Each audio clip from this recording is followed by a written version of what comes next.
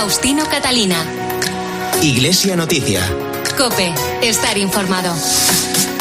Domingo 3 de abril de 2022, son las 8:30 de la mañana. Llega el momento de contarles en estos próximos minutos, hasta las 9, en que llegará la transmisión de la Santa Misa, los principales asuntos de interés en la información religiosa de esta semana. Hacemos hoy este informativo en la cadena COPE con Rafael Nieto en el control de sonido y Nacho de Gamón y Manu Sánchez en la producción. Buenos días, un saludo de Faustino Catalina. Titulares.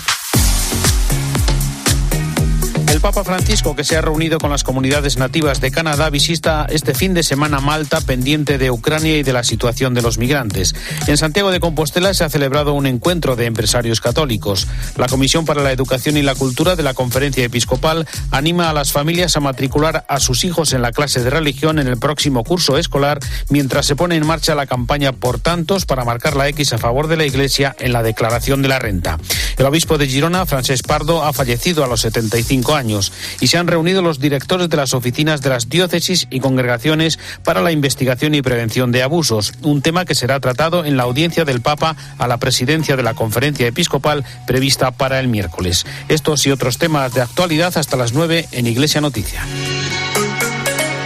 Faustino Catalina. Iglesia Noticia. COPE. Estar informado. Comenzamos el repaso a la actualidad en Malta, donde se encuentra desde ayer el Papa Francisco, que a estas horas está previsto realice una visita a la Gruta de San Pablo en Rabat.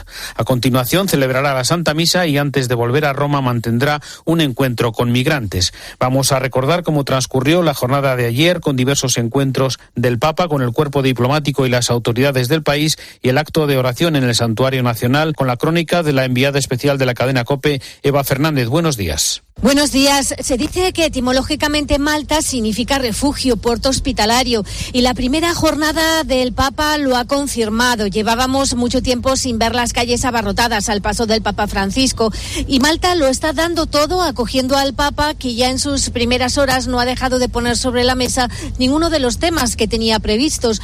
No podemos ver al migrante como una amenaza, aseguraba. El Mediterráneo necesita la corresponsabilidad de Europa.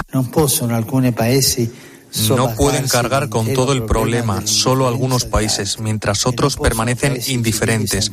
Y países civilizados no pueden sancionar por interés propio acuerdos turbios con delincuentes que esclavizan a las personas. Insistió además en que los países civilizados no pueden sancionar por interés propio acuerdos turbios con delincuentes que esclavizan a las personas, en una alusión a los pactos con Libia por parte de países como Malta e Italia, que permiten las devoluciones de los migrantes a ese país. Y como telón de fondo, la guerra de Ucrania. De hecho, ha elevado el tono de sus denuncias contra la guerra, refiriéndose directamente al promotor de la contienda. Y mientras una vez más algún poderoso, tristemente encerrado en las anacrónicas pretensiones de intereses nacionalistas, provoca y fomenta conflictos, la gente común advierte la necesidad de construir un futuro que o será juntos o no será. Ahora, en la noche de la guerra que ha caído sobre la humanidad, no hagamos que desaparezca el sueño de la paz. El sueño de la paz. Durante el vuelo aseguró un periodista que está valorando la posibilidad de viajar a Kiev. No olvidemos que tanto el presidente de Ucrania como el alcalde de la ciudad han invitado al pontífice a viajar hasta este país para mostrar su proximidad a la población. Francisco se encuentra feliz y con fuerzas a pesar del notorio problema de movilidad que presenta en la rodilla. Ayer por la tarde se trasladó en un ferry a la isla de Gozo para rezar en el santuario más importante del país. Sois una isla pequeña, pero de corazón grande. Sois un tesoro en la Iglesia y para la Iglesia. Para cuidarlo es necesario volver a la esencia del cristianismo, al amor de Dios, motor de nuestra alegría, que nos hace salir y recorrer los caminos del mundo, y a la acogida del prójimo, que es nuestro testimonio más sencillo y hermoso en la tierra. Ahora acaba de llegar al mismo lugar en el que, según la tradición, residió San Pablo los 3 meses que pasó en la isla. Después celebrará una misa multitudinaria en la ciudad de Floriana y se despedirá de Malta con una visita a un centro de acogida junto a unos 200 refugiados. la mayoría supervivientes de los campos de Libia. La Iglesia, una vez más, está en primera línea en la ayuda de estos inmigrantes y el Papa recorrerá el centro llamado Juan XXIII, creado por un franciscano que a sus 90 años sigue formando a jóvenes que esperan respuesta a su solicitud de asilo. Cuando esta noche regrese a Roma, se habrá convertido en el tercer pontífice en pisar la isla tras Juan Pablo II y Benedicto XVI. Sobre los motivos que han llevado al Papa a Malta, es el momento ahora en Iglesia Noticia para el comentario de Antonio Pelayo. Buenos días. Buenos días. No me extraña que más de uno se pregunte por qué viaja Francisco a Malta, una isla cuya población no llega al 500.000. Y me extraña aún menos que algún otro se pregunte por qué esta es la quinta vez que un pontífice romano escoge este destino cuando son tantos los países que esperan su visita. En efecto, Juan Pablo II viajó a Malta en el 1990 y en el 2001 e hizo una escala técnica en su aeropuerto antes de iniciar un viaje a África. Benedicto XVI, por su parte, estuvo los días 17 y 18 de abril del 2010 para celebrar el 1950 aniversario del naufragio de San Pablo en las costas malteses y los 3 meses de su estancia evangelizando a sus habitantes que la habían tratado con una humanidad poco común, como relatan los Hechos de los Apóstoles. Tanto Wojtyła como Ratzinger visitaron la gruta donde el apóstol vivió durante 3 meses y esta mañana hará lo mismo también Bergoglio. La predicación de San Pablo fue muy eficaz y antes de zarpar para Roma ordenó obispo a San Publio, que murió martirizado años después en Atenas. Malta es hoy, probablemente, uno de los países más católicos del mundo, puesto que el 85% de su población pertenece a la Iglesia de Roma. Son malteses, además, 2 eclesiásticos que ocupan puestos muy importantes en la curia romana. El cardenal Mario Grech, secretario general del Sínodo de los Obispos, y el arzobispo Scicluna, el mayor experto católico en el asunto de la pederastia clerical. Pero creo que otra razón ha movido a Francisco a viajar a Malta: el drama de las migraciones. Su posición estratégica en el Mediterráneo le ha convertido en meta privilegiada para quienes huyen de la guerra o del hambre. Justamente el último acto de su programa, antes de regresar a Roma hoy por la tarde, será un encuentro con centenares de migrantes refugiados en la isla, ante los que pronunciará un esperado discurso. Desde Malta les ha hablado Antonio Pelayo. Gracias, Antonio. Volvemos de nuevo con las noticias del Vaticano. La Congregación para la Educación Católica ha publicado una instrucción que ofrece reflexiones y orientaciones sobre el valor de la identidad católica de las instituciones educativas de la Iglesia. En ella se proponen criterios para contribuir a la cultura del diálogo que impulsa el Papa Francisco ante los cambios religiosos y culturales de nuestro tiempo. Cuéntanos, Eva.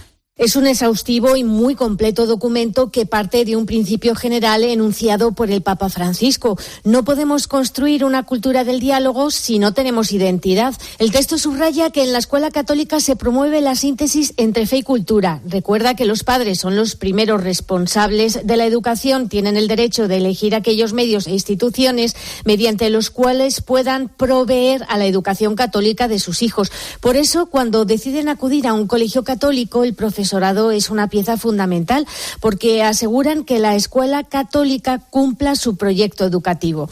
Esto significa que quienes dirigen cada centro escolar deben establecer los parámetros necesarios para la contratación de los profesores y del personal administrativo, siguiendo siempre la doctrina de la Iglesia.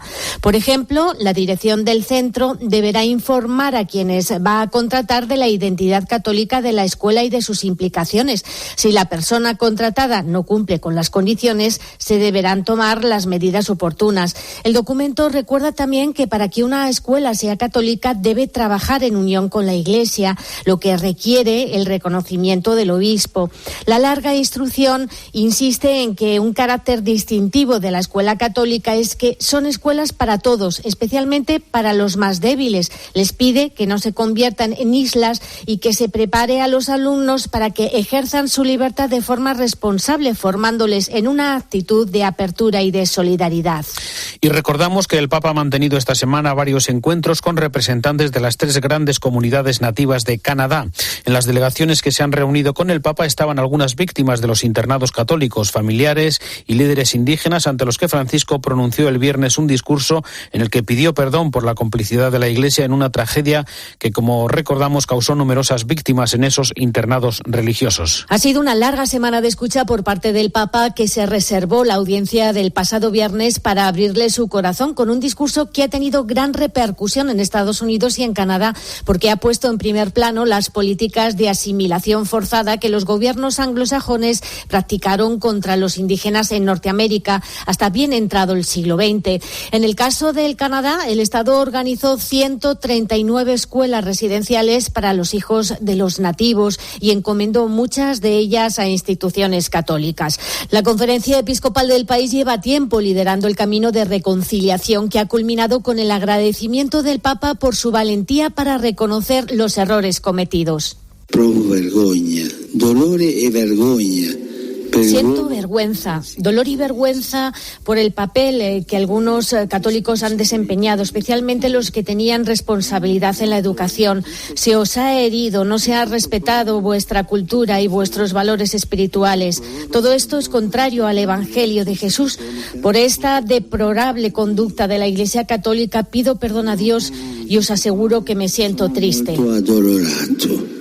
Ya en 2009, 40 grupos indígenas del Canadá se reunieron con Benedicto XVI, quien también reconoció públicamente su dolor por la angustia provocada por esta deplorable conducta de algunos miembros de la Iglesia. Y aunque el Papa no ha confirmado las fechas precisas del viaje que le llevará a Canadá, ha sugerido que podría ser a finales de julio, fecha en la que se celebra San Joaquín y Santa Ana, los abuelos de Jesús. Gracias, Eva. Recordamos que Francisco aprovechó la audiencia general del miércoles para condenar la monstruosidad de la guerra en Ucrania y pedir oraciones para que se pare esta crueldad.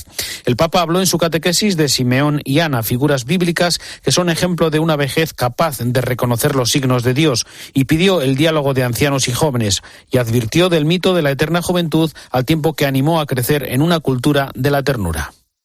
En una sociedad como esta, que exalta el placer de los sentidos físicos y que al mismo tiempo anestesia los sentidos espirituales, se corre el peligro de ser insensibles ante el sufrimiento y la fragilidad, y por lo tanto de descartar a las personas mayores que van perdiendo la fuerza de la juventud. Por eso es importante el diálogo entre las generaciones, jóvenes y ancianos, para que los ancianos transmitan su sabiduría a los jóvenes y los jóvenes escuchen a los ancianos, promoviendo un espíritu de fraternidad y, me atrevo a decir la palabra, de ternura social. Faustino Catalina. Iglesia Noticia. COPE. Estar informado.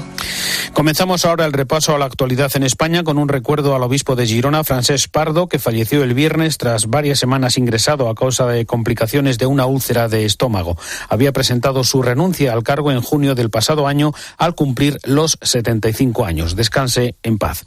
Y viajamos ahora hasta Santiago de Compostela, que ha acogido en el contexto del Año Santo Jacobeo un encuentro de empresarios católicos. En él se ha reflexionado sobre la economía del bien común, la ética y la participación de los empresarios en la labor social de la Iglesia. COPE Santiago, Patricia Iglesias. El presidente de la Conferencia Episcopal, el cardenal Omeya, ponía sobre la mesa los datos demoledores que arroja el desigual reparto de la riqueza. En España hemos pasado en apenas 15 años de una tasa de exclusión del 16% a más del 23%. Así que el papel del empresariado comprometido con revertir esta situación. Ustedes, los empresarios, son más necesarios que nunca, porque son capaces de generar puestos de trabajo con salarios dignos.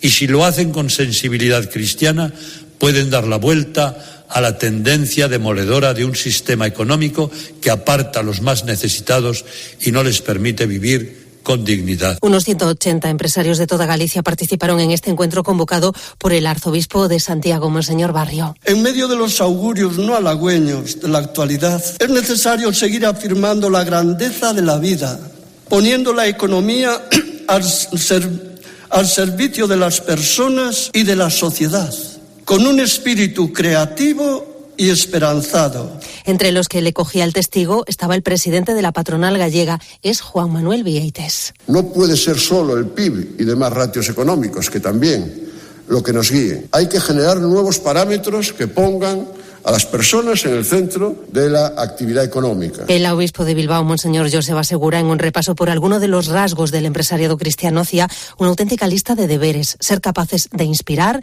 ser referentes de integridad y motores de transformación. Entre los participantes en este encuentro ha estado el presidente de Acción Social Empresarial, Javier Fernández Cid.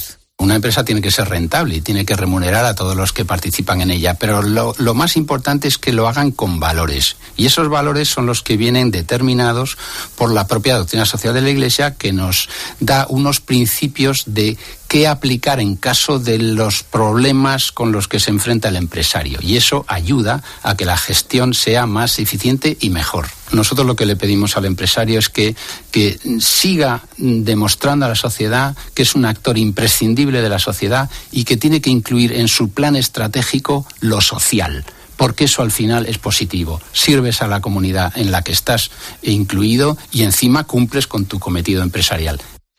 8,5 millones de ciudadanos marcaron la X en su declaración de la renta en la campaña de 2021 y con ese gesto facilitaron que la Iglesia ayudara a más de 4 millones de personas.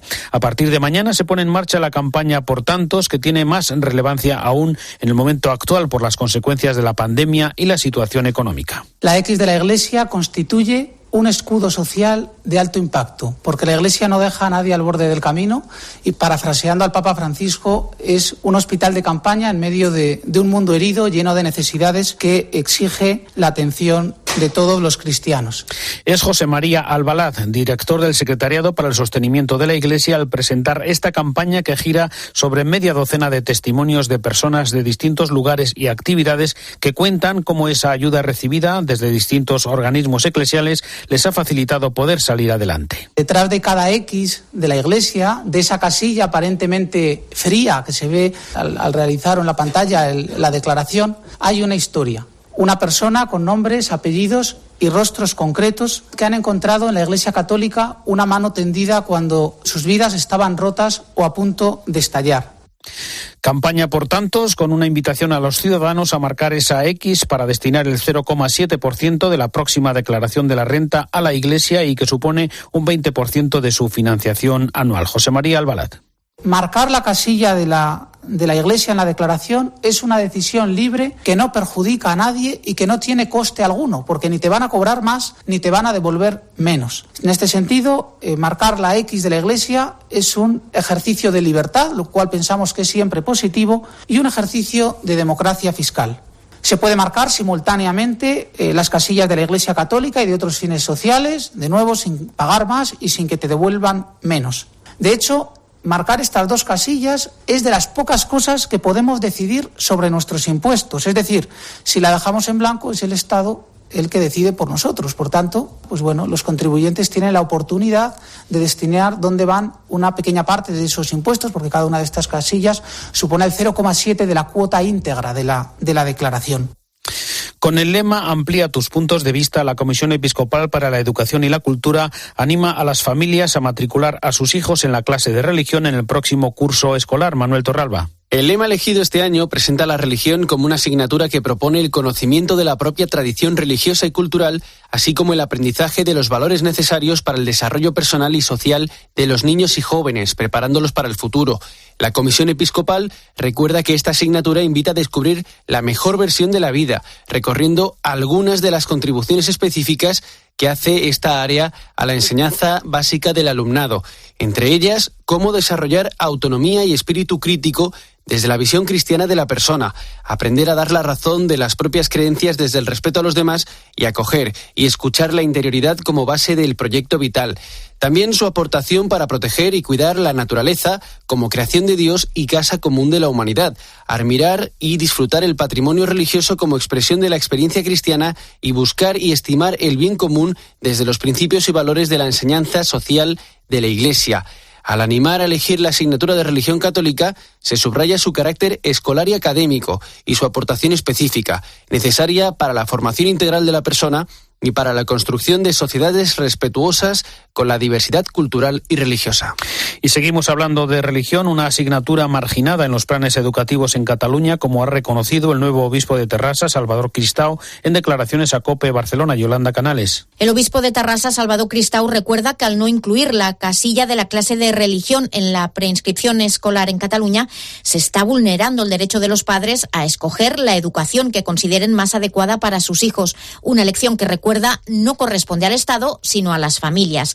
Eso, además de que supone una ruptura de los convenios entre la Iglesia y el Estado, que hay que ver, añadía, qué trascendencia legal o jurídica puede tener. Ahora se les quita esta posibilidad de la educación cristiana o de la educación de la religión, y pues yo no sé qué trascendencia a nivel legal, jurídico puede tener. Supongo que esto se estará estudiando, pero sí que me parece que es una transgresión de un derecho fundamental de los padres en este sentido. El obispo de Terrassa también ha hecho un llamamiento para marcar en la declaración de la renta la casilla para la Iglesia católica, pero también la de otros fines sociales que, recuerda, son perfectamente compatibles. Y casi 2 meses después, desde el inicio de su ministerio, Monseñor Cristau se ha fijado como retos la evangelización en un mundo cada vez más secularizado. El jueves tuvo lugar una reunión de las oficinas para la protección de menores y prevención de abusos creadas en las diócesis, las congregaciones religiosas y otras instituciones eclesiales, con el fin de coordinar el trabajo del servicio creado con este fin por la Conferencia Episcopal. Continúa ese trabajo de acogida y acompañamiento, como recordó María José Díez, que es miembro del Servicio de Coordinación y Asesoramiento para las oficinas diocesanas. La Iglesia española ha respondido, por un lado, a la necesidad de atender y acompañar a las personas que han sufrido abusos sexuales, pero también de poder y de conciencia, y por otro, conscientes de la necesidad de que estos hechos no pueden repetirse, se han creado numerosos servicios de atención y acompañamiento a víctimas que hoy por hoy, pues son las oficinas de atención a víctimas y las delegaciones episcopales que han creado algunas diócesis. Y el trabajo que también venimos realizando desde las delegaciones episcopales, las oficinas de atención a víctimas, no solamente de atención, sino de acogida y de acompañamiento, que eso es lo que tiene que diferenciar a la Iglesia sobre otros servicios. Sobre este trabajo en la investigación y prevención de abusos será informado el Papa el próximo miércoles en el encuentro previsto con el cardenal arzobispo de Barcelona y presidente de la Conferencia Episcopal, Juan José Omella, también el vicepresidente, el cardenal arzobispo de Madrid, Carlos Osoro, y el obispo auxiliar de Valladolid y secretario general, Luis Argüello. Faustino Catalina. Iglesia Noticia. COPE. Estar informado. Con motivo del Día Internacional de las Trabajadoras del Hogar, Cáritas ha denunciado que los derechos laborales de las empleadas de hogar están gravemente desprotegidos. Pide al Gobierno que la prestación por desempleo se les aplique en igualdad de condiciones que el resto de los trabajadores, tras recordar que el 30% de las empleadas de hogar no tienen contrato. María Pacheco es coordinadora del programa de empleo de Cáritas en la diócesis de Coria Cáceres. Desde Cáritas se reclama un salario justo, descansos adecuados y el reconocimiento que merecen estas personas trabajadoras y, por supuesto, un trato digno. Lo mismo que reclama la Organización Internacional del Trabajo, que en el contexto del trabajo decente reivindica para las trabajadoras del hogar un aumento de los niveles de protección relacionado con la prestación por desempleo, un reconocimiento de la relación laboral, contratos dignos, oportunidades de empleo digno e igualdad en el trato, salarios, horas, vacaciones. El Instituto de Historia y Ciencias Eclesiásticas de la Universidad Pontificia de Salamanca ha celebrado un congreso internacional sobre devociones y cofradías en Hispanoamérica después de Trento. Ha reunido a historiadores para profundizar sobre las influencias de este concilio en las cofradías, la celebración de la Semana Santa en Hispanoamérica, la promoción del culto eucarístico, el papel de las imágenes sagradas o las múltiples manifestaciones de culto a los santos. Y el lunes, en el aniversario del nacimiento de Santa Teresa de Jesús, se inauguró en el monasterio de la Anunciación de Alba de Tormes la exposición Teresa de Jesús, Mujer, Santa y Doctora. Pintura, escultura y diversos objetos vinculados a la santa se pueden contemplar hasta octubre en el 4º centenario de la canonización y el 1er centenario del doctorado honoris causa de la Santa de Ávila. El carmelita Miguel Ángel González es el director del Museo Carmelitano Carmus de Alba de Tormes. En la exposición se podrán contemplar importantes esculturas de Santa Teresa de Jesús, también obras pictóricas de indudable interés artístico y distintas piezas procedentes de archivos, entre otras cartas autógrafas originales de Santa Teresa de Jesús. Se podrán ver también todas las piezas que se conservan en el Monasterio de la Anunciación y en el Museo Carmus de Alba de Tormes, referentes a la canonización de la Santa de 1622 y al doctorado salmantino de 1922. Por ejemplo, el tapiz que colgó de la Basílica Vaticana en esa ocasión, o el cuadro histórico que recoge el momento de la canonización. Por medio de esta exposición se da a conocer a Santa Teresa de Jesús desde esa triple faceta, como mujer, como santa, como escritora. A mediodía de hoy, en la Mezquita Catedral de Córdoba, recibirá la medalla Pro Ecclesia et Pontífice José Vacas, impulsor de la pastoral gitana, que se convierte así en uno de los pocos seglares distinguidos con esta alta condecoración y la primera persona gitana que la recibe. Le será impuesta por Demetrio Fernández, obispo de Córdoba, como nos cuenta Natividad Gavira. Buenos días. Desde su pequeña tienda en el centro de Córdoba, Pepe Vacas ha ejercido un apostolado extendido por otras provincias andaluzas. Todos los gitanos católicos se identifican con él por su incansable capacidad de anunciar a Cristo al modo particular de su origen. Hombre de mucha oración y meditación, es compositor de cantos donde el Evangelio se proclama con ritmos flamencos. Antonio Murillo es el director del secretariado de la Pastoral Gitana. Una persona de mucha oración, de mucha meditación, y que entonces él los textos del Evangelio que él medita y que él ora, después los pasa a letras cantables y a música con ritmos flamencos. Y claro, todo eso, ¿verdad?, pues impacta mucho. La comunidad católica espera la entrega de esta medalla que el Papa concede por el excepcional servicio que Pepe Vacas ha dado con su vida a la Iglesia. Él, como impulsor de la pastoral gitana y hombre humilde, siente que no es merecedor de esta distinción, pero quien le rodea sabe reconocer con alegría su labor. Es una mezcla de alegría, de no sentirse demasiado digno para estas cosas, cuando ya tú sí lo es. Y bueno, pues lo que es una persona humilde y creyente. Con esta medalla, el Papa también reconoce su capacidad de mostrar a Cristo y a su Iglesia a través de movimientos como cursillos de cristiandad. Y se han celebrado en Madrid las segundas jornadas internacionales de estudios sobre Luigi Giussani, el fundador del movimiento eclesial Comunión y Liberación. Han analizado la relación que tuvo con los últimos papas. Manuel Oriol es uno de los organizadores. Comunión y Liberación es pues esos primeros jóvenes que empezaron a vincularse a su profesor de religión en ese instituto milanés, cómo después eso ha ido creciendo y ha ido siendo una forma bonita de vivir el cristianismo, una forma para todos, ¿no? Él solía decir que el movimiento es una amistad guiada al destino, una amistad entre aquellos que han reconocido, ¿no?, en este carisma, en esta manera de vivir el cristianismo y vivir la comunión entre los cristianos, el camino, ¿no?, dentro de la Iglesia que queremos seguir. Y está guiada porque siempre es necesario no estar vinculados a la Iglesia. Y eso es uno de los puntos que él siempre insistió y en los que además en estas jornadas también queremos subrayar. Y antes de terminar, recordamos que en su carta pastoral de este domingo, el cardenal Juan José Omella, arzobispo de Barcelona, comenta la necesidad de la conversión en este tiempo de Cuaresma con el ejemplo del beato Carlos de Foucauld. Carlos nos dibuja un escenario muy significativo. Encuentra un templo abierto y el sacerdote en el confesonario. No teme acercarse a él para pedirle ayuda.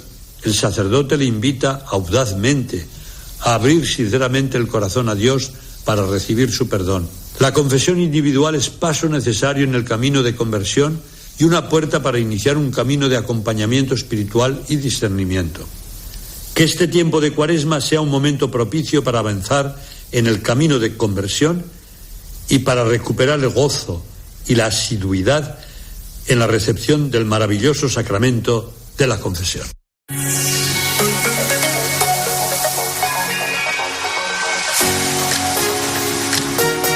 Domingo 3 de abril de 2022, hasta aquí el informativo Iglesia Noticia, es el programa 1770. Tras la última hora de la actualidad, les dejamos con la Santa Misa hasta dentro de 7 días. Feliz semana, un saludo de Faustino Catalina.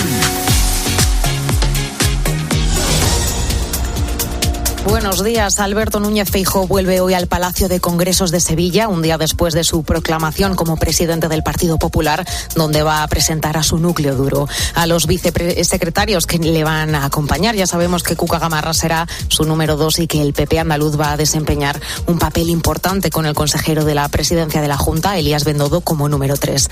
Por otro lado, Ucrania confirma que han conseguido expulsar a las tropas rusas de Kiev. Además, aseguran que el Kremlin ha aceptado la mayoría de sus exigencias. Las negociaciones avanzan, eso sí, después de que Kiev haya aceptado la neutralidad y no incorporarse a la OTAN, pero la guerra continúa. Y te cuento que el Papa Francisco acaba de visitar la Gruta de San Pablo en Malta. El pontífice ha rezado por aquellos que tratan de llegar a Europa en busca de un futuro mejor. Ahora te quedas con la Santa Misa.